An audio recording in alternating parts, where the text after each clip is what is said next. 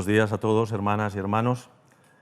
Que el Señor bendiga este culto, que su palabra nos hable con claridad y que nuestros corazones estén dispuestos a recibirla y obedecerla y adorar.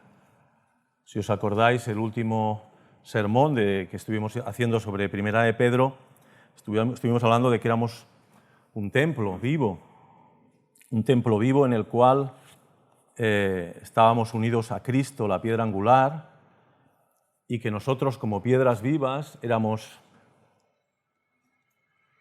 sacerdocio, que ministrábamos un culto agradable a Dios por medio de Jesucristo. Esto, para los que no estabais, es una pequeña reflexión importante que nos conecta con el pasaje de hoy.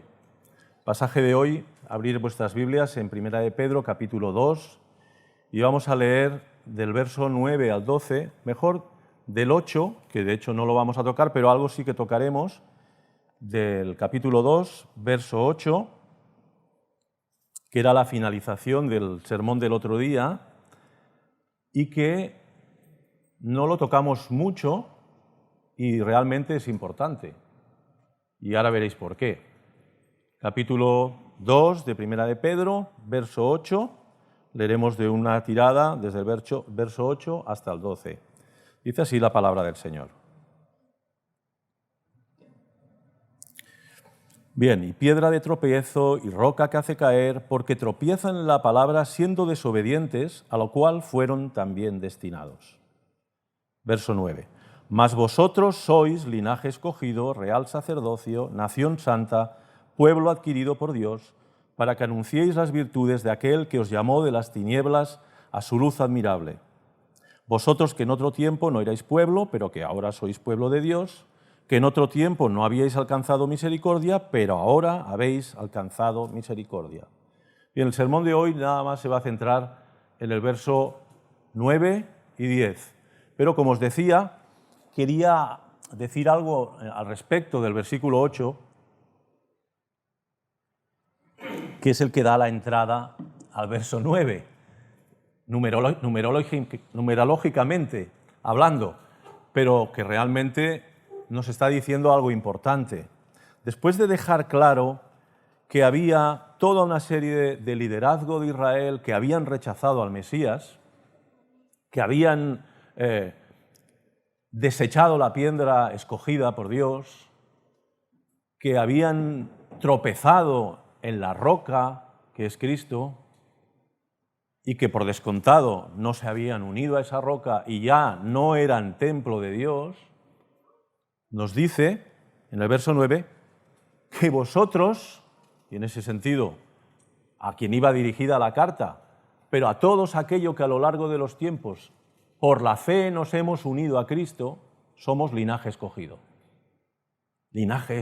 de Dios. Esto es importante dejarlo claro, porque claro, fijaros que puede ser tropezadero para alguno. ¿Cómo que en el verso 8 está diciendo que fueron destinados para ser desobedientes? Puede ser duro, ¿verdad? De hecho, lo es. Pero la palabra es lo que dice. La palabra en este versículo 8 nos dice que han tropezado en la roca que hace caer, y tropiezan en la palabra siendo desobedientes, a lo cual fueron también destinados.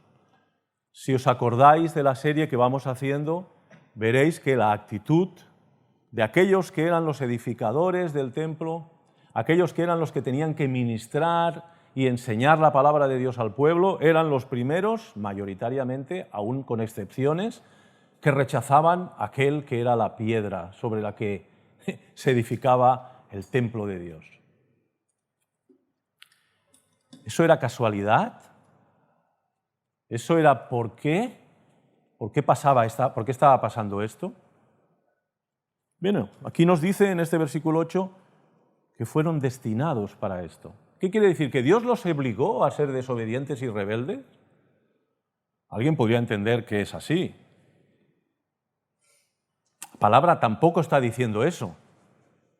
La palabra dice que fueron destinados a ser desobedientes de la misma manera que todos los descendientes de Adán, por naturaleza, debido a la caída, son por naturaleza rebeldes y desobedientes. Si os acordáis, y si no, yo ahora os lo recordaré, en el verso 2 del capítulo 1, porque claro, es que esto es una carta.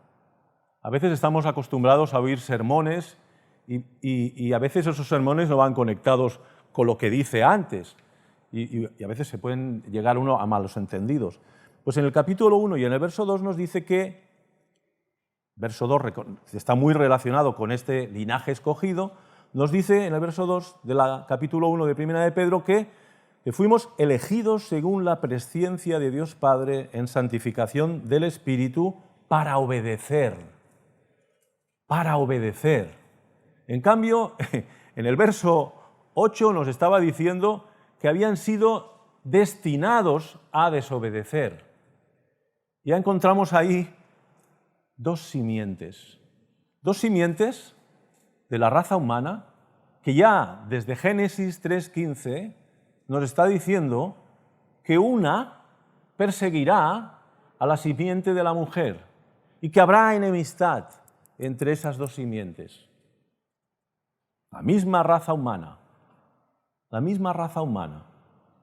Pero unos se van a mantener en su desobediencia y en su rebelión contra Dios y otros, por la gracia y misericordia de Dios, única y exclusivamente, la obra del Espíritu Santo, que dice en el verso 2, nos santifica, el Espíritu Santo nos pone aparte, ¿os acordáis que estuvimos hablando de esto? Que el Espíritu Santo nos aparta y su obra en nosotros nos lleva a la obediencia. Y fijaros qué obediencia es la que dice este versículo, a obedecer y ser rociados con la sangre de Jesucristo. ¿Bien? ¿Veis que hay una diferencia ya clara entre esas dos naturalezas? Una destinada a desobedecer y una en la que el Espíritu de Dios obra para obedecer y ser rociados con la sangre de Jesucristo. Esto es muy importante que lo tengamos en cuenta. Y veréis por qué. Porque fijaros que esta carta del apóstol Pedro está dirigida, según Lutero, a quien hay que tenerlo en cuenta, sus enseñanzas, todo lo que él, en su comentario de la primera epístola de Pedro, dice que está destinada a no judíos. Según otros comentaristas, como Simon J. Kistenmaker, dice que está destinada y dirigida a judíos, a gentiles conversos al judaísmo y luego convertidos al cristianismo, y a gentiles convertidos del paganismo al cristianismo. O sea, es una epístola universal. No es, como algunos dicen, dirigida a judíos o dirigida a gentiles, sino dirigida a todos aquellos que Dios, por su misericordia, llama. Y si una cosa deja clara esta epístola, es que el templo de Dios está formado por hombres y mujeres de toda raza, pueblo, lengua y nación, que han sido injertados y unidos a Jesucristo. Fuera de Cristo, de la roca, de la piedra angular, no hay pueblo de Dios. Ni judíos, ni católicos, ni protestantes, ni anglicanos, ni luteranos, ni bautistas, ni presbiterianos. Fuera de la roca que es Cristo y de la piedra angular, no hay templo de Dios. Por eso el apóstol Pedro, judío, que escribía a judíos y conversos, deja esto muy claro. Deja esto muy claro. De hecho, luego sabemos de los problemas de los judaizantes que querían que los judíos siguiesen teniendo la hegemonía, la bandera de la nación de Israel. Y que los gentiles que se convertían tenían que hacerse judíos para beneficiarse de las promesas del pacto. Y los querían hacer circuncidar. Acordaros de la carta a los Gálatas y toda la problemática. Bien, pues Pedro ya tenía experiencia de trato con gentiles. Acordaros de la predicación al centurión. No, yo no he comido nunca cosas sacrificadas, ¿no?, en aquella visión que él tiene, ¿no?, o cosas inmundas. ¿Cómo voy a comer de eso? Dice, ¿por qué llamas tú inmundo a lo que yo he santificado? Le dice el Señor. Y bueno, y les predica el Evangelio a toda aquella casa de gentiles que eran, en un sentido, eran convertidos al judaísmo. Y dicen, recíbele porque él nos ha construido una sinagoga, es un hombre religioso. Pero para Pedro ir allí y estar con ellos era algo abominable. Dice, ¿cómo llamas tú inmundo a lo que yo he santificado? A lo que yo he apartado. No tanto la idea santificada católica, ¿no?, de que ya son personas perfectas, y no, que yo he apartado para mí. ¿Cómo tú llamas inmundo a alguien que yo he apartado para mí? Predica el Evangelio, se convierten, reciben el Espíritu Santo. ¿Qué quiero decir con esto? Que esta carta tiene una importancia muy importante para toda la Iglesia del Señor, como toda la palabra de Dios. Pero muchas veces cuando se intenta limitar a que es solo para gentiles o que es para judíos, está perdiendo su base y su fundamento. De hecho, todo lo que hemos estado estudiando y analizando otros días, si lo dirigimos a judíos o solo a gentiles, perdemos un poco de vista toda esta idea de ese nuevo templo, que es la Iglesia de Dios, formada de judíos y gentiles, de hombres de todos los pueblos y tierras y lenguas y naciones. Y se pierde esa enseñanza. Como hombre que era Lutero, pues tenía sus fallos, como puede tener Kistemaker o Calvino o cualquier otro hermano que ha sido una bendición para la obra y la Iglesia del Señor. Pero la palabra de Dios es clara. Aquí está hablando, primero ya vemos que en el verso 1, acordaros los que estabais y los que habéis seguido la serie, ¿a quién iba dirigida? A todos aquellos que estaban expatriados en la dispersión en el Ponto, Galacia, Capadocia, Asia, Bitinia. Toda una serie de hombres que habían bajado a Jerusalén en Hechos 2, ¿os acordáis? Hechos 2, 3, la venida del Espíritu Santo. ¿Quiénes habían allí? Hombres piadosos de todas las naciones que habían bajado a adorar a Jerusalén. Y el día de la venida del Espíritu Santo, que dice que todos les oían hablar en su lengua, y habían portos, medos, gente de Asia, de todas esas naciones, judíos conversos y prosélitos, que luego con la persecución vuelven a sus tierras y predican el Evangelio. Y esta carta va dirigida a todos estos judíos que habían creído en Jesucristo como Señor y Salvador y habían sido perseguidos, paganos convertidos al judaísmo y que habían reconocido que Jesús era el Mesías que el Antiguo Testamento anunciaba, y paganos que habían creído en Cristo como Señor y Salvador y eran miembros de ese templo que es la Iglesia de Dios. Por lo tanto, no se puede limitar a unos o a otros, sino es a todas las naciones. Y hombres que estaban pasando por tribulaciones, por dificultades, por persecución. Ya la tribulación la habían vivido muchos de ellos, teniendo que salir corriendo de Jerusalén, pero ya empezaba en todas esas provincias del imperio a haber persecución. Y algunos ya estaban oyendo lo que estaba pasando en Roma. Por lo tanto, esta carta es una carta de consuelo, y veremos mucho consuelo en estos dos versículos. Veremos mucho consuelo que podemos aplicar a nuestras propias vidas, porque nosotros, no estamos viendo que los circos estén preparados para nosotros, por lo menos en Europa, en Occidente, pero en algunos países del mundo, de la tierra, los cristianos están siendo perseguidos, matados, maltratados, martirizados. Nosotros, por la gracia de Dios y en su providencia, estamos viviendo en estos momentos, pues a lo mejor un desprecio, gente que te deje de hablar, o gente que se ría, que se burle en un momento dado, si eres muy eufórico y muy persistente en hablarles del Señor. Pero la realidad es que hasta las mismas autoridades de momento nos protegen. Nos limitan el aforo, pero vamos, ¿qué es eso comparado con lo que pasa en según qué países? se tienen que esconder para reunirse. Bien, entonces, esto nos tiene que hacer pensar en algo muy importante, y es que nosotros, aplicándolo a nosotros, tenemos el privilegio de ser llamados por Dios elegidos.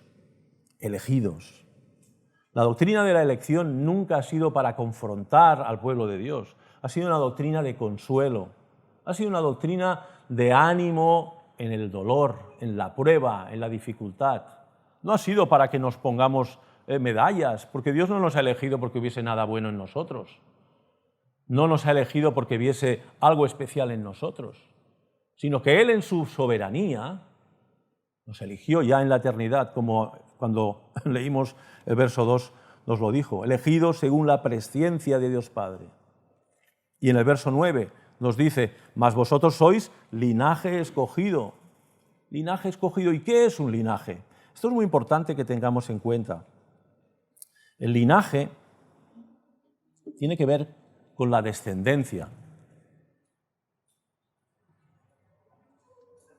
La descendencia de Abraham, en ese sentido, humanamente hablando, pues son todos aquellos que han descendido de él. Y en ese sentido, la nación de Israel es linaje de Abraham. ¿Sí o no? Nada más os veo los ojos, me lo tengo que imaginar. No podemos vernos la cara, pero podemos decir sí, no, amén. En ese sentido, hay un poco más de feedback entre vosotros y yo y entre yo y vosotros, ¿no? Bien, pues como decía, esa unión nos enseña, ese linaje nos enseña que nosotros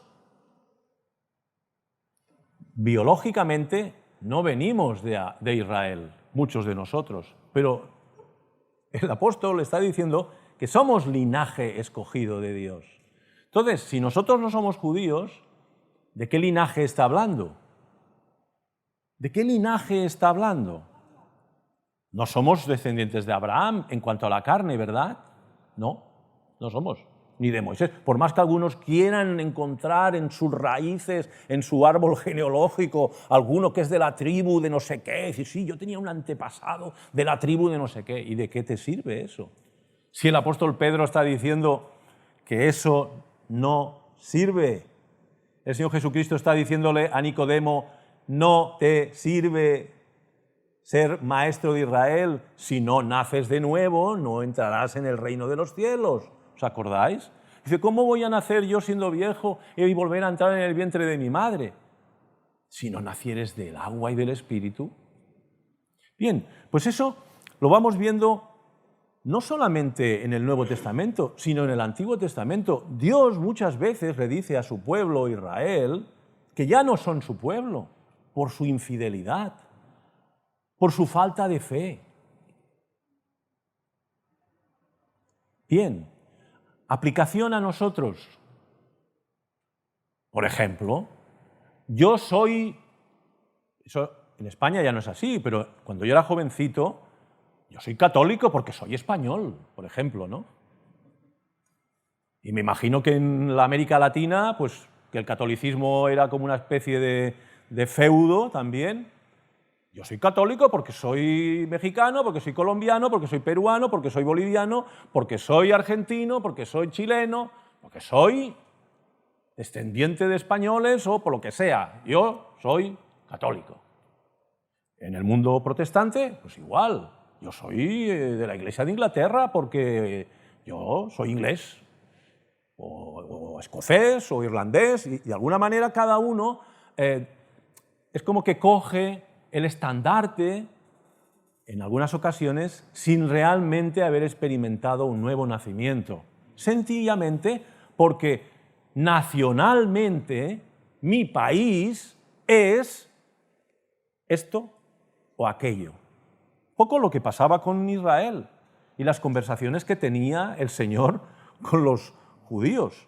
Acordaros aquella conversación en la que Él de una manera muy dura, al final tiene que hablar con ellos y muy contundente.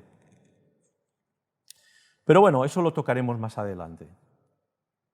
Lo que sí que relacionado con eso del linaje,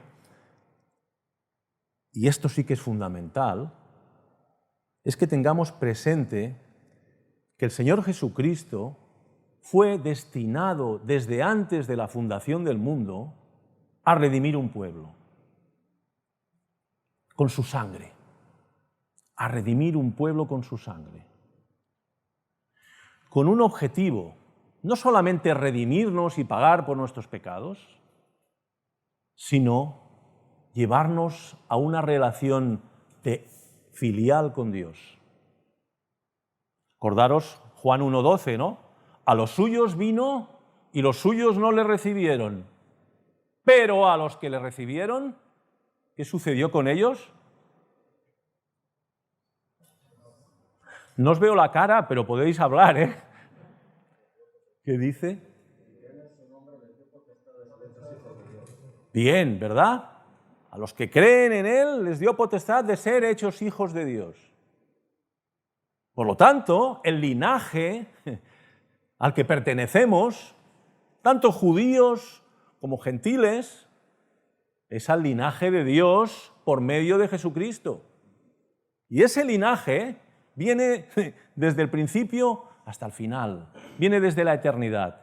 Y la criba, la separación del trigo y de la paja, de la cizaña, vas a predicar el próximo domingo, Dios mediante, está en esa relación.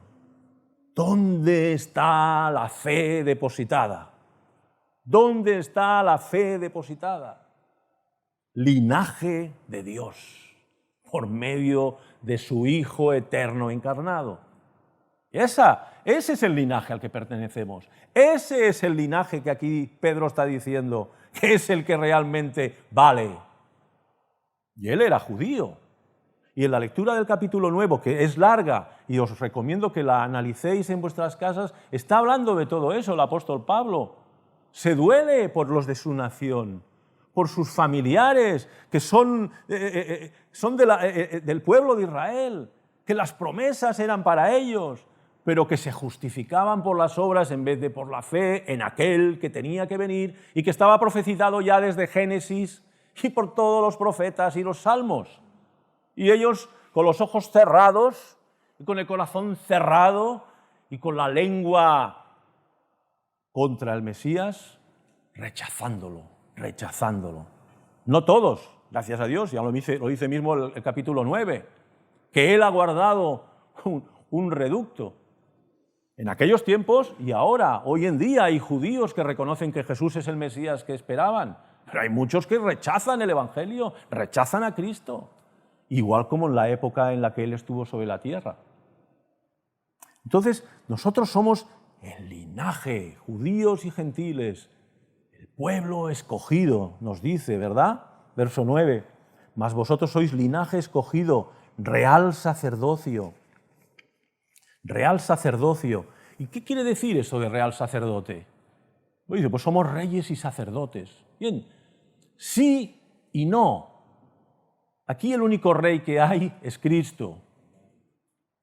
El único sumo sacerdote que hay es Cristo, que está sentado a la diestra del Padre, intercediendo por nosotros, como el sumo sacerdote entraba una vez al año para hacer la expiación de los pecados del pueblo y luego volvía a aparecer. Bien, pues el Señor Jesucristo está a la diestra del Padre, intercediendo por el pueblo de Dios. Ese pueblo que la promesa que le fue dada a Abraham era como las estrellas en firmamento, y lo saca de la tienda y le dice, mira a ver si puedes contar las estrellas, pues así será tu descendencia. Y dice que Abraham creyó a Dios y le fue contado por justicia. Principio de la vida del creyente, creer a Dios, esa es la base.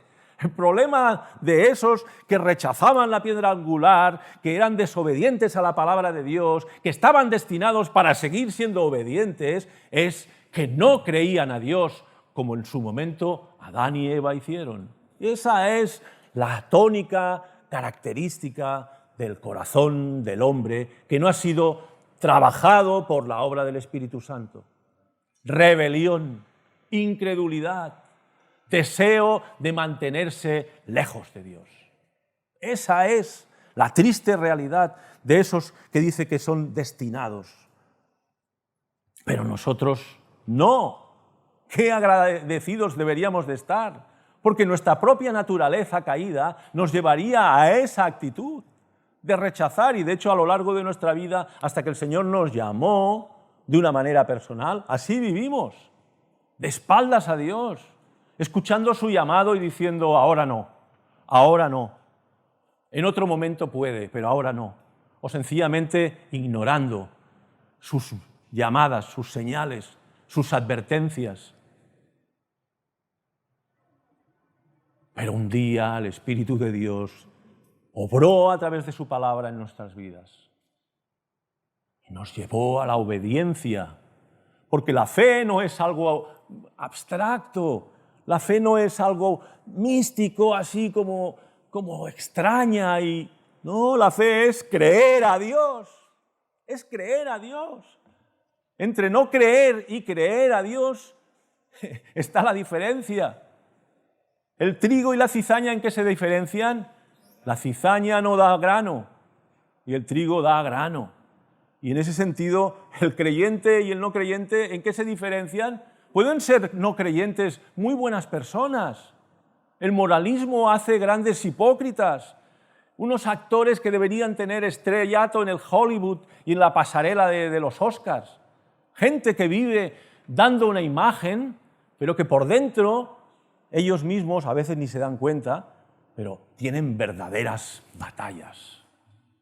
Y el creyente no tiene por qué ser una persona maravillosa. El Señor nos llama a ser santos. Acordaros que hemos leído en esta epístola, sed santos porque yo soy santo. Pero la diferencia no es tanto en el fruto de una vida de santidad, sino una vida de santidad en cuanto a la obediencia, apartados para obedecer, apartados para creer. ¿Por qué? A veces el cristianismo, cuando es algo nacional, algo de mi país es esto o mi país es lo otro, al final es un moralismo. Vivimos así porque todo el mundo lo hace, y porque si no lo haces te juzgan, y porque si no lo haces te critican, y porque no lo hacen a lo mejor te despiden del trabajo en otras épocas en esta España nuestra. Y si no vas a misa, problemas.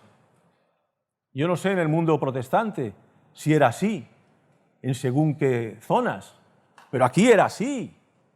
Los aprendices de una escuela, de aprendices de una empresa, tenían que ir a misa, porque si no, lo tenían claro.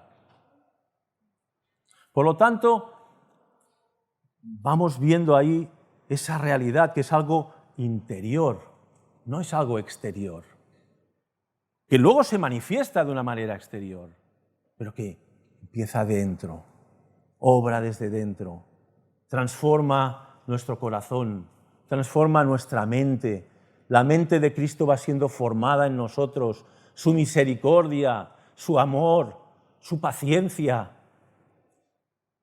Todas esas virtudes que Dios quiere comunicarnos se van plasmando en nosotros día tras día, en la medida que la palabra de Dios ocupa el lugar y en la medida que nosotros nos volvemos adoradores del Dios de la palabra.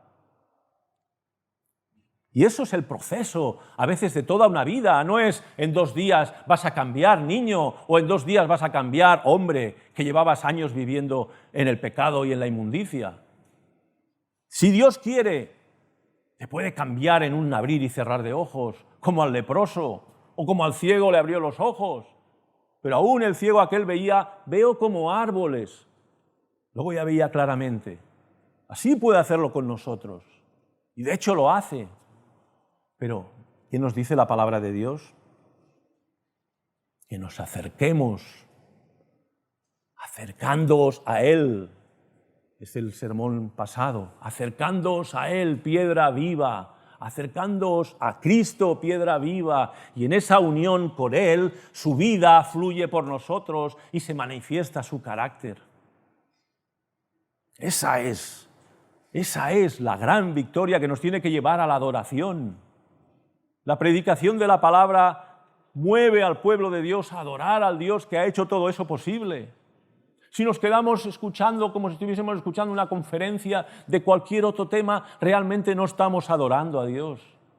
Aquellos que dicen, no, yo es que el tiempo de adoración es que tenemos que cantar más rato cantando. Y si la canción que cantamos es bíblica y estás cantando la palabra de Dios y estás obedeciendo a la palabra de Dios, estás diciendo, sí, yo quiero vivir como lo que canto, pues estás adorando a Dios. Pero cuando escuchas la palabra de Dios y la palabra de Dios te dice lo que Dios ha hecho por ti y lo que Dios pide de ti, y cómo te puede capacitar para hacerlo, y tú dices, claro, Señor, que quiero, estás adorando a Dios. Claro, Señor, que tú eres el merecedor de toda la honra y toda la gloria, porque si no fuese por tu gracia y misericordia, yo seguiría viviendo en el lodo.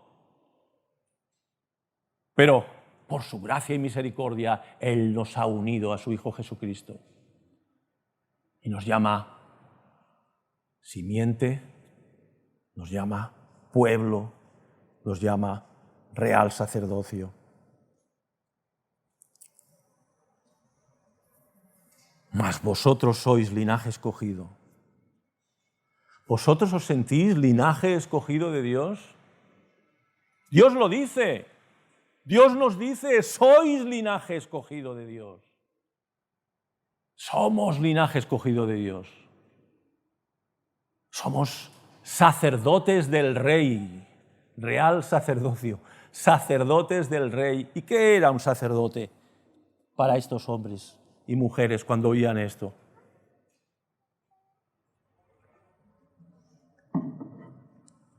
Bien, el ministerio de un sacerdote en el Antiguo Testamento no era solamente hacer las expiaciones, sino también era abrir la palabra de Dios al pueblo. Bien, nosotros somos sacerdotes del Rey en el reino de Dios. ¿Cuál es el ministerio para nosotros hoy en día, que no tenemos que sacrificar corderos, ni tenemos que sacrificar palomas, ni tenemos que hacer inciensos, ni tenemos que hacer lavamientos? ¿Cuál es el ministerio sacerdotal del pueblo de Dios hoy, aquí en la tierra, y para ellos en aquella época? Predicar la palabra de Dios. Predicar la palabra de Dios. Adorar a través de la predicación del Dios de la palabra. Y fijaros que en este mismo verso 9 nos dice: nación santa, pueblo adquirido por Dios, para que anunciéis las virtudes de aquel que os llamó de las tinieblas a su luz admirable. ¿Os dais cuenta? Sois linaje escogido desde la eternidad, linaje de Dios a través de Jesucristo, sacerdotes del reino, nación santa. Nación santa, y vuelvo a repetir esto, hemos sido apartados por Dios. Somos una nación apartada, una nación formada de hombres y mujeres de todas las razas y pueblos sobre la tierra. Y podemos ser de cualquier otra nación. Yo soy catalán y me siento más catalán que español. Igual hay escoceses que se sienten más escoceses que ingleses, o hay argentinos que se sienten... Bueno, cuando España era la colonizadora en Argentina, pues a lo mejor, decía, oye, pues yo soy de italiano, soy descendiente de italianos, el otro, yo soy descendiente de españoles. ¿Qué quiero decir con esto? Que los nacionalismos son pasajeros, son efímeros. Eso no quiere decir que nosotros no podamos tener nuestros sentimientos. Pero cuidado cuando los nacionalismos de cualquier índole se ponen por encima del pueblo de Dios. Somos una nación santa, escogida por Dios, un pueblo adquirido con la sangre de Cristo. La sangre de Cristo, podríamos decir, corre por nuestras venas. Sería precioso. No, cada uno tiene su grupo positivo o negativo, o positivo o negativo. Bueno, la cuestión es que la sangre de Cristo corre por nuestra alma. Ha lavado nuestra alma, ha comprado nuestro ser. Somos espíritu y cuerpo, propiedad de Dios. Hemos sido comprados a un precio muy, muy alto. nos dice en 1 de Pedro 1,18, sabiendo que fuisteis rescatados de vuestra vana manera de vivir, la cual recibisteis de vuestros padres, no con cosas corruptibles como el oro o la plata, con lo que se liberaba a los esclavos, sino con la sangre preciosa de Cristo, como de un cordero sin mancha y sin contaminación, ya destinado desde antes de la fundación del mundo, pero manifestado en los postreros tiempos por amor de vosotros. Esa es un motivo de adoración y de alabanza a nuestro Dios. Sí, ¿verdad? Sí, ¿verdad? Ese es el verdadero nacionalismo que vale. Somos el pueblo de Dios, formado de hombres de todas las razas, de todos los colores, de todos los idiomas, apartados por Dios, para Él, sacerdotes de Dios, hombres y mujeres. Hombres y mujeres, aquí no especifica que los sacerdotes son solamente hombres como era en el sacerdocio levítico. No. Aquí los hombres y las mujeres tenemos el privilegio de anunciar a Dios. No moralismo, eso lo pueden hacer todas las religiones. Los testigos de Jehová, los mormones, los adventistas del séptimo día. Moralismo. No hagas esto, no hagas lo otro, bueno, infinidad de cosas, la falda por el suelo, los aretes no te pintes los morros, déjate las canas desde que tengas ya canas, los hombres una corbata al cuello que te tenga estrangulada, el traje que no sea muy vistoso, sobre todo el traje que sea un traje, cuanto más cutre mejor, no vaya a ser que tengas vanagloria y muchas cosas de estas que de alguna manera, desgraciadamente, el moralismo contamina al verdadero cristianismo. Y al final, lo que ven los paganos es cargas y más cargas y más cargas, ni gozo, ni paz, ni alegría, ni corazones transformados, ni vidas felices. ¿Por qué? Porque el moralismo absorbe la proclamación de las victorias, de los triunfos, de las virtudes, de todos los triunfos que nuestro Rey y Salvador Jesucristo ha llevado a cabo. Y si os dais cuenta, si hacéis un poquito de memoria, nos juntamos varios creyentes y empezamos a hablar de cosas y poco de nuestro Dios. Cosas, pero poco de nuestro Dios. Nos cuesta. Haced la prueba. ¿Cómo va tu vida de adoración? Ah, bien, sí. Estoy en el grupo de alabanza. ¿Cómo va tu vida de adoración?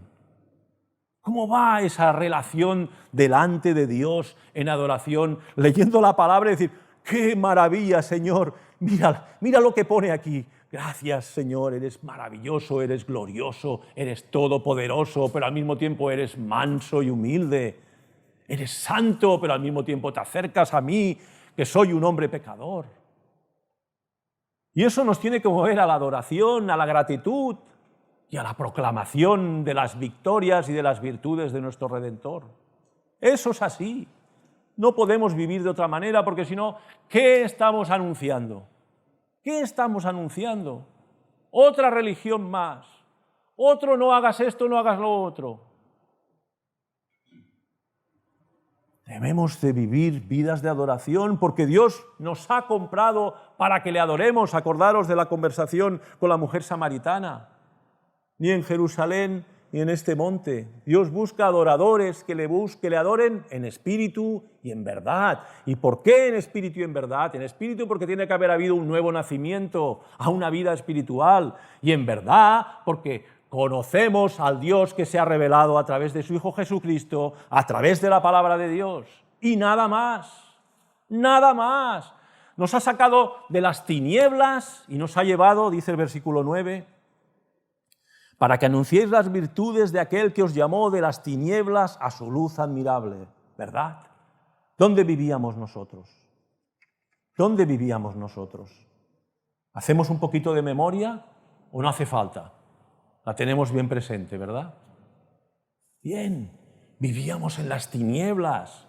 Pero cuidado, hay mucho tipo de tinieblas. Hay gente que piensa que las tinieblas se limitan a vidas pecaminosas sexuales.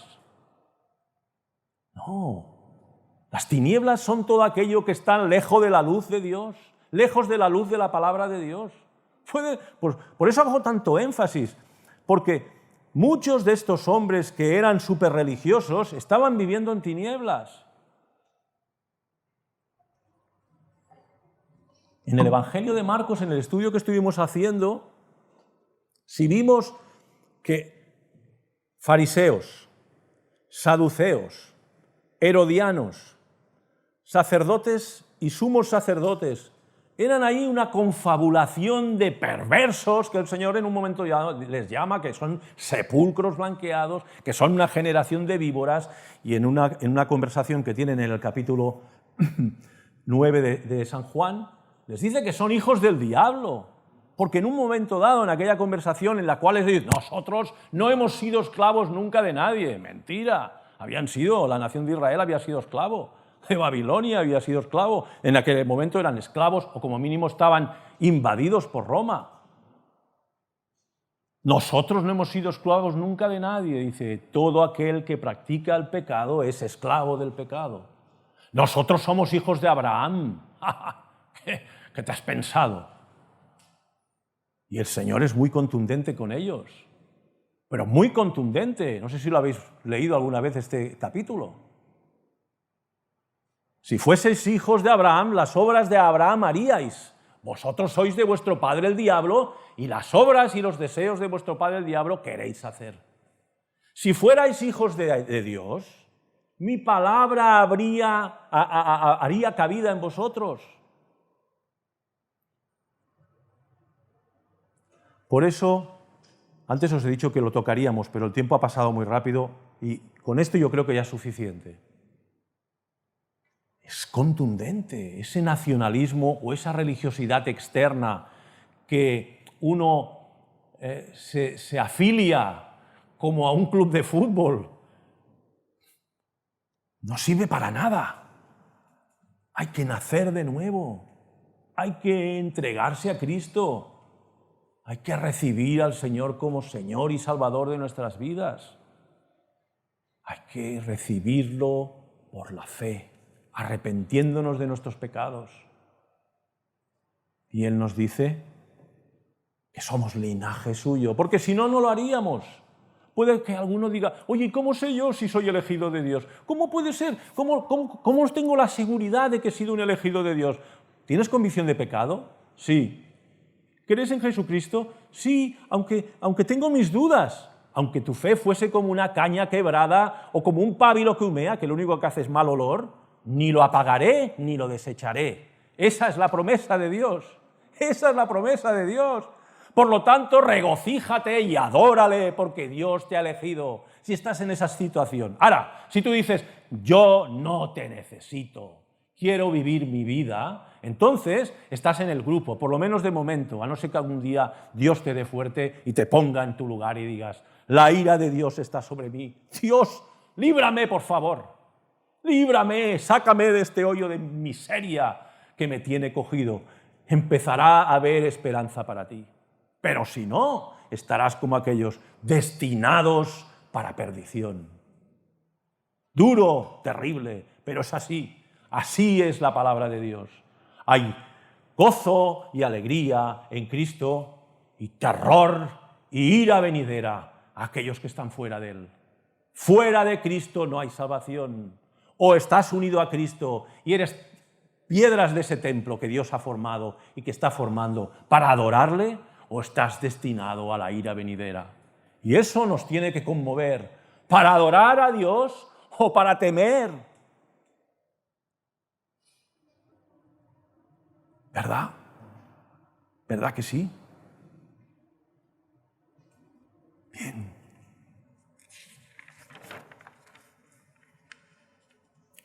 Bien, todo esto que nos está diciendo el Señor es glorioso, porque además nos dice que somos una nación santa. Una nación santa. Y en el capítulo anterior, el capítulo 1, nos dice que seamos santos porque Él es santo. Y yo por otro lado os estoy diciendo, cuidado con el moralismo, cuidado con las formas externas. Claro, porque yo estoy apuntando al corazón estoy apuntando al corazón, estoy apuntando al corazón, y de ahí va a salir una vida diferente. No va a ser una vida rancia, una vida seca, que puede parecer muy fría como el mármol, muy blanca como el mármol. No, yo no veo a Jesús así. Y Él es santo, y dice que seamos santos como Él es santo. Y tú ves a Jesús en las Escrituras, ¿y cómo lo ves? Con los niños, con los necesitados, amoroso, dulce, cariñoso, paciente, duro con aquellos que se empeñan en resistir la verdad y oscurecerla, pero al mismo tiempo paciente, porque hasta que no empieza a llamarles generación de víbora, les tiene paciencia, que su ministerio es largo y desde el principio están, hasta que deciden matarlo, utilizando las estrategias más perversas y oscuras. Acordaros, nos ha sacado de las tinieblas y nos ha trasladado a su luz admirable. Si cuando cerramos los ojos, por fe, creyésemos que estamos ante la presencia del Dios que es luz y viviésemos en ese tiempo de oración en el cual su presencia nos baña y nos inunda, ¿creéis que oraríamos más o menos? Más, ¿verdad? Bien, pues la vida del pueblo de Dios es una vida de fe. Dios dice que está con nosotros todos los días hasta el fin del mundo. Y es una promesa de Dios que no miente, que es santo, que nos dice, orad, venid a mí y orad. Presentaros delante de mí con total libertad y confianza ante el trono de la gracia. Estamos ante el Dios que nos baña con su luz, que nos da la bienvenida cada vez que nos acercamos a Él. Pero nuestra incredulidad con la que batallamos a lo largo de nuestra vida nos frena a ponernos de rodillas en nuestro lugar y en nuestro aposento alto para orar delante de Él.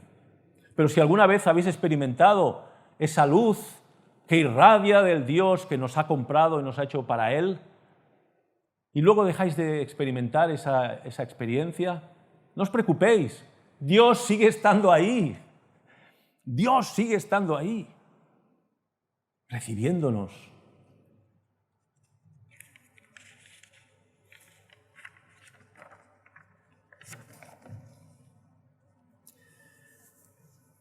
Qué glorioso nuestro Señor.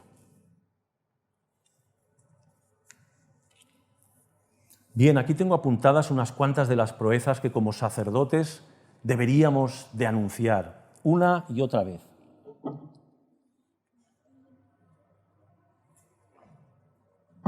Aunque alguno pueda pensar que somos pesados. Lutero dice, referente a cuáles son esas proezas o virtudes que hemos de anunciar, dice que por el poder de Jesucristo ha engullido a la muerte. Potente, ¿verdad? Lo que dice Lutero, que por el poder de Jesucristo ha engullido a la muerte. ¡Fuac! Como si se la hubiese zampado y desaparecido. Y es verdad. Pasa que muchas veces vivimos con temor a la muerte. Pero la realidad es que la muerte para el creyente no tiene poder. Partimos de este mundo a la presencia del Señor. Esa es la promesa de Dios. Partir y estar con Cristo es muchísimo mejor, dice el apóstol. Bien, dice Lutero, anunciemos que por el poder de Jesucristo ha engullido a la muerte, ha devorado al infierno. Ha devorado al infierno. Allí no vamos a ir los que hemos creído en Jesucristo. Allí no vamos a ir. El infierno no está reservado para los que hemos creído en Jesucristo. Ha bebido el pecado hasta las heces. Y es así. Él ha bebido el cáliz de todos nuestros pecados. Acordaros que dice que los que creemos en Él no seremos avergonzados. ¿Os acordáis que lo estuvimos examinando en el sermón que tocaba este versículo? No, no vamos a ser avergonzados. Lo que hemos hecho a lo largo de nuestra vida y nuestras caídas, Cristo los ha borrado. Han sido arrojados a lo profundo del mar. Si nuestros pecados fuesen rojos como la grana, dice que serán emblanquecidos como la nieve. Nunca más me acordaré de ellos. No seremos avergonzados. Pero la otra posición, aquel que rechaza a Cristo, aquel como aquellos, yo no necesito porque yo no he sido esclavo de nadie. No te necesito a ti, Mesías, según ellos falsante. Que además en la cruz no te bajaste, que le decían, bájate de la cruz. Pero ellos sí, ahí van a tener que dar cuentas de todo y cada uno de los pecados de su vida. Ahí, los pecados más oscuros, más secretos, ahí están, ahí están.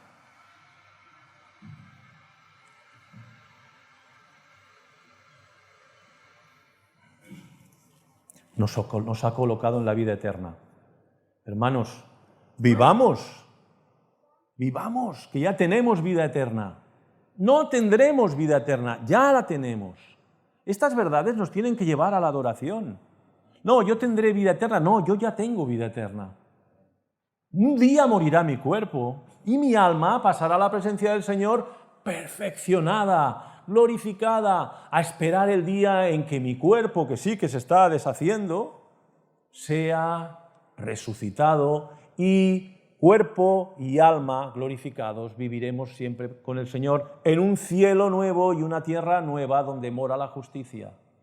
Pero ya tenemos vida eterna. Eso no lo da la religión. No lo da la religión, no lo da ninguna religión cristiana, por muy doctrinal, teológica y buena que sea, si no ha habido esa unión con Cristo. Pero cuidado, que no estoy atacando a las iglesias. La iglesia es necesaria, es fundamental, pero que nadie piense, como los judíos pensaban, que eran hijos de Abraham. Mi padre es pastor, mi abuela fue pastor. Muy bien, ¿y tú qué eres? ¿Un hijo de Satanás o un hijo de Dios por la fe en Jesucristo? Porque eso es lo que dice la palabra del Señor, aquellos judíos que le decían, nosotros somos hijos de Abraham. Bien, pues podríamos decir esto hoy en día en muchas iglesias. Se dice aquello de Dios no tiene nietos, tiene hijos. Los hijos de los creyentes están en un pacto en el cual Dios cuida de nuestros hijos. No de la misma manera que pasa fuera de la iglesia. Eso yo lo creo, lo defiendo y lo enseño.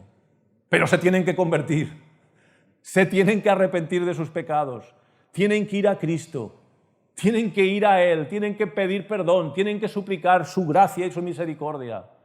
Y no pensar que porque sus padres o sus abuelos o sus tatarabuelos han vivido siempre en la iglesia, ellos se benefician de una especie de pedigrí familiar que les abre las puertas del cielo. No es así. Ni fue, ni es, ni será.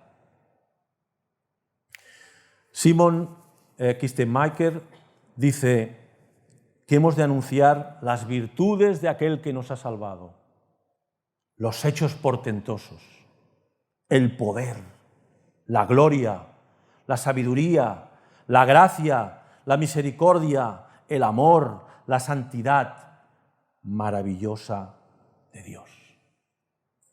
Y ese es nuestro ministerio sacerdotal.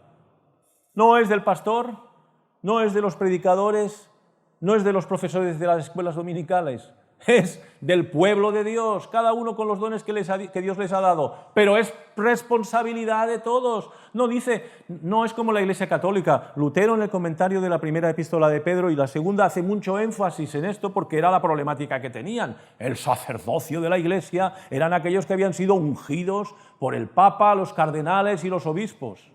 Fuera de ahí no había sacerdocio. Los demás eran, pues eso, de segundo orden. Eso no pasa en la Biblia, eso no debe de pasar en las iglesias. La iglesia de Dios está formada de reyes y sacerdotes que ministran en el reino de Dios. Unos con mayor capacidad, otros con menos capacidad. Pero nosotros tenemos que hablar de aquello que Dios nos ha revelado en su palabra. Y para eso, ¿qué tendremos que hacer? Conocer lo que Dios ha dicho en su palabra. El que no conoce lo que Dios ha dicho en su palabra, poco va a poder hablar de Dios. Seguramente dirá muchas barbaridades, mezcladas con muchas cosas de las cuales sale un mejunje, una especie de sopa amarga y ácida que lo único que causa son descomposiciones. Ni alimenta ni transforma a las personas en vigorosas. Por lo tanto, hemos de conocer la palabra de Dios. Hermanos y hermanas, hemos de meditar en la palabra de Dios y unirnos cada vez más a Cristo. Cada vez más, cada vez más, cada vez más. ¿Por qué? Porque sin Él no somos nada. Todas estas verdades, solo Escritura, solo gracia, solo fe, solo Cristo, solo a Dios la gloria, no son palabras, no son estandartes, son verdades que tienen que estar en los fundamentos de nuestra fe. Transformaron un continente, han transformado la tierra, pero lo principal es que transformen nuestros corazones, que transformen nuestros corazones. ¿Por qué? Porque nos convertimos en adoradores que proclamamos al Dios que adoramos. Y si no es así, podemos ser religiosos activistas o podemos ser moralistas, pero no debe de ser así.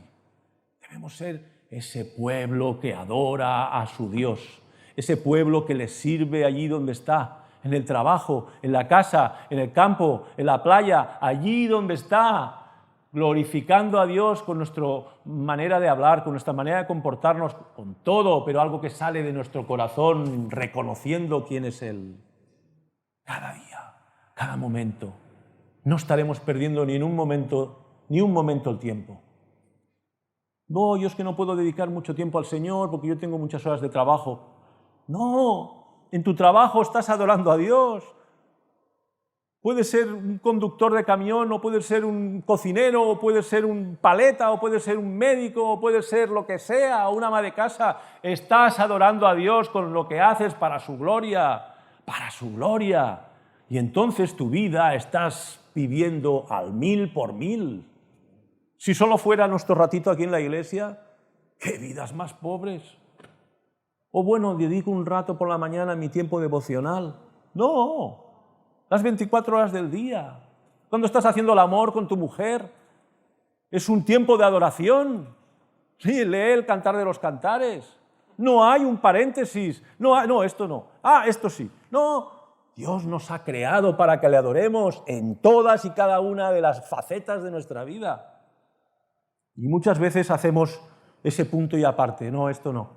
Vamos a jugar a fútbol. Pues sí, los fundadores del Fútbol Club Barcelona eran las iglesias protestantes de Barcelona. Todas las alineaciones de los primeros equipos del Fútbol Club Barcelona eran cristianos de las iglesias metodista, luterano y anglicana de Barcelona. Ahora, ¿cómo jugaban a fútbol? Respeto al contrario, respeto al árbitro. No hay que hacer faltas y si la hago, la reconozco y me arrepiento. Esos eran los principios de estos hermanos. ¿Quién dice esto? Cualquier otro tipo de deporte. Si no me ven y encima gano, no, por favor.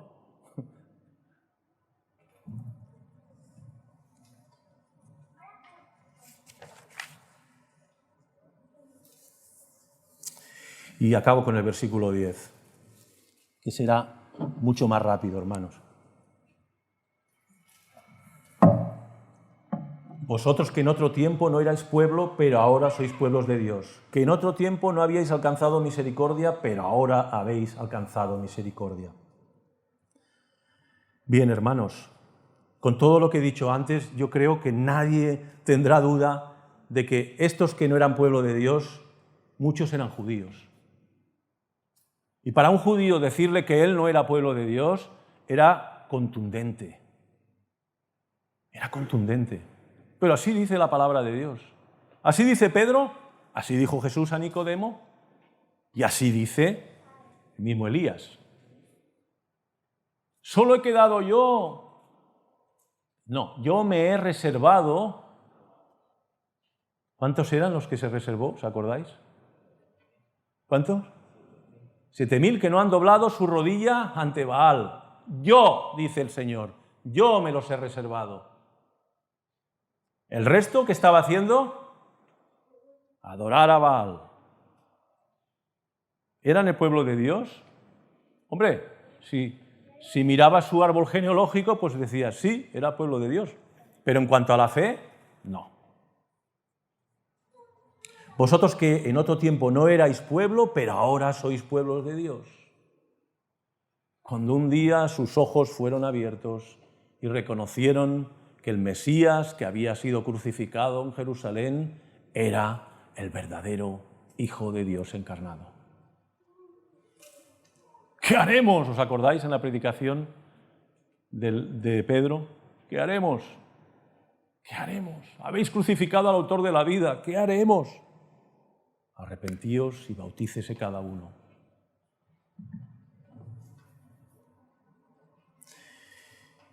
Todo esto, hermanos, nos lleva a una adoración al Dios Trino. Al Dios Trino, porque fijaros que ya desde el capítulo 1, verso 2, y en todo este trabajar vemos al Padre, al Hijo y al Espíritu Santo, obrando. El Espíritu Santo, a ellos, a nosotros y a aquellos que han de venir, nos llevó a la fe y al arrepentimiento de pecado. A la fe y al arrepentimiento de pecado, a la fe en Jesucristo y al arrepentimiento de nuestros pecados, tanto a judíos como gentiles. Todos hemos tenido que nacer de nuevo. ¿Qué quiere decir nacer de nuevo? Cada uno te podrá explicar su experiencia personal de nacimiento de nuevo. Algunos han sido traumáticas y espectaculares, otras han sido silenciosas pero profundas. La realidad es que no hay una manera determinada de explicar cómo ha sido, pero ha sido, sea de niño o sea de adulto, sea de adolescente, sea después de una vida terrible de pecado, o sea una vida pues bien, sencillita, pero ha habido un momento en el que ha habido convicción de pecado, ha habido la seguridad de que si en ese momento moríamos, nosotros íbamos a tener que dar cuentas de todos y cada uno de nuestros pecados. Y eso nos llevó al arrepentimiento y a la fe. Eso lo provoca y lo produce el Espíritu Santo. Y eso es lo que llamamos nacer de nuevo. Vivíamos en una dirección y en un momento dado cambiamos y el objetivo de nuestra vida era agradar, amar y servir a nuestro Señor. Eso lo hace Dios, no es una cosa de la voluntad, no es una cosa de decir, mira, a partir de ahora voy a ir a la iglesia, Bueno, eso ayuda, no digo que no, pero la obra de la salvación es una obra de Dios.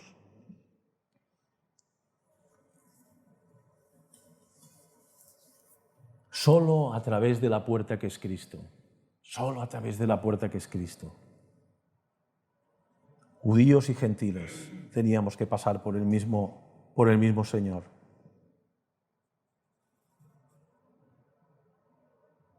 Todo viene desde la eternidad, hermanos. Si Dios nos amó en la eternidad, ¿va a dejar de amarnos ahora?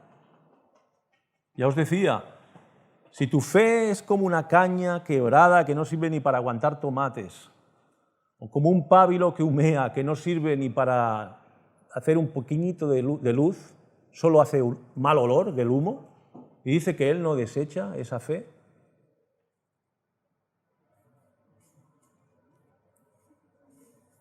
Hay esperanza, pero no podemos quedarnos indefinidamente esperando de que eso, bueno, pues yo soy un caña quebrada o soy un pábilo que humea, no, porque Dios ha provisto medios de gracia para que nuestra fe crezca. Y es el leer la palabra de Dios, es la oración, lo que se hablaba de presentarte delante del Dios que es santo y que dice, ven a mí, ven a mí.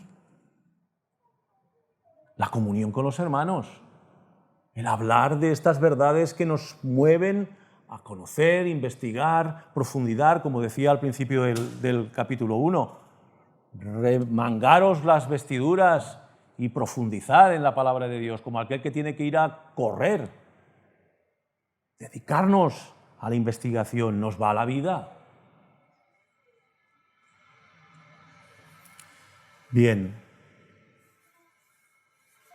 Pues bien, es esa gente que no habían tenido misericordia de Dios, sino que se presentaban delante de Dios en sus propias justicias. Cuando has conocido todo lo que hemos estado hablando ahora, en estos 2 versículos, puedes decir que has recibido la misericordia de Dios. ¿Por qué? ¿Por qué Él ha venido a buscar a los pecadores al arrepentimiento? Los justos no tienen necesidad de médico, dice Jesús. Estamos rodeados de gente a nuestro alrededor con muchos problemas, con muchas cadenas. El juego, el sexo, las drogas, el amor al dinero, el egoísmo, la avaricia, tantas y tantas y tantas cadenas, que eso es lo que nos rodea, pero con las cuales nosotros también batallamos. ¿Y qué nos dice? Vosotros que en otro tiempo no erais pueblo, pero que ahora sois pueblos de Dios, que en otro tiempo no habíais alcanzado misericordia, pero ahora habéis alcanzado misericordia, eso también lo hemos de predicar, porque no sabemos quién hay a nuestro alrededor. Sabemos que hay personas que sus vidas son un desastre y decimos, madre mía, ¿cómo va a acabar esta persona o esta mujer? ¿Qué vida lleva? Bien. Antes no eran pueblo de Dios, pero pueden llegar a ser pueblo de Dios. Antes no habían alcanzado misericordia, pero pueden llegar a alcanzar misericordia. Y eso nosotros, que somos esos sacerdotes en este reino que hemos de predicar el Evangelio y hemos de predicar las virtudes de nuestro Dios, de su amor, de su paciencia, lo hemos de manifestar con nuestras propias vidas también. No podemos decir que Dios es misericordioso y nosotros ser inmisericordias. No podemos decir que Dios es amoroso y paciente y nosotros somos unos impacientes y crueles. No podemos ser así porque estamos cerrando y estropeando nuestro mensaje. Por eso dice, sed santos como yo soy santo. No un trozo de mármol blanco, frío y estático. No. Un Dios de amor que abraza. Un Dios de amor que te constriñe y te atrae hacia Él. Porque sabe que tienes necesidad de purificar tu alma y Él tiene todo el poder para hacerlo, para liberar de cada y una de las cadenas que puedas tener y tus luchas personales, de todos y cada uno de nosotros, como cristianos y de alguno que hay aquí que no lo sea. Pero Dios tiene el poder para hacerlo, no la religión, Dios. Y Dios, cuando digo Dios, estoy diciendo el Señor Jesucristo. Es a Él a quien tenemos que ir. Es a Él a cual nos va a lavar, nos va a liberar, nos va a transformar, va a modelar nuestras vidas desde dentro. Y luego llegará un día que la gente dirá, ¿qué ha pasado con fulano o con mengano?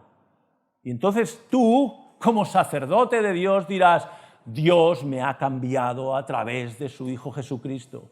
Su palabra me ha iluminado el entendimiento y ahora sé para qué he venido a este mundo y a dónde voy a ir. Y ahora ya no solamente soy un hombre o una mujer nueva, sino que ahora vivo una vida eterna para adorar y servir al Dios que me ha salvado. ¿Amén? Bien, vamos a orar.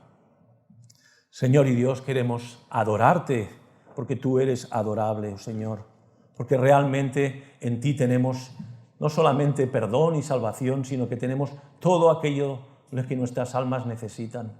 Tú eres nuestro amigo fiel que no nos deja nunca, que siempre estás con nosotros, acompañándonos en las dificultades, en la soledad, a quien podemos acudir en cualquier momento, Señor, a quien podemos presentarnos sabiendo que siempre nos recibes, que estás dispuesto a alabarnos una y otra vez. Tú eres ese Dios amoroso y a ti, Señor, en esta mañana hemos querido proclamarte. Anhelamos y deseamos el día de tu venida, pero también anhelamos y deseamos cada día ser más parecidos a ti, oh Rey Jesús. Que tú pongas en nosotros tu mente, que tú transformes nuestros corazones y nuestras almas para que nuestras vidas manifiesten tu amor, tu misericordia, tu santidad, tu paciencia, tu mansedumbre, todas esas virtudes que por tu gracia y misericordia has querido comunicar a este tu pueblo, tu iglesia.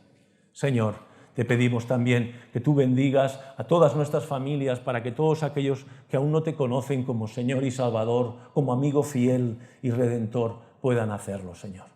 Te lo suplicamos y te encomendamos el resto del día en el nombre y por los méritos de Jesucristo. Amén.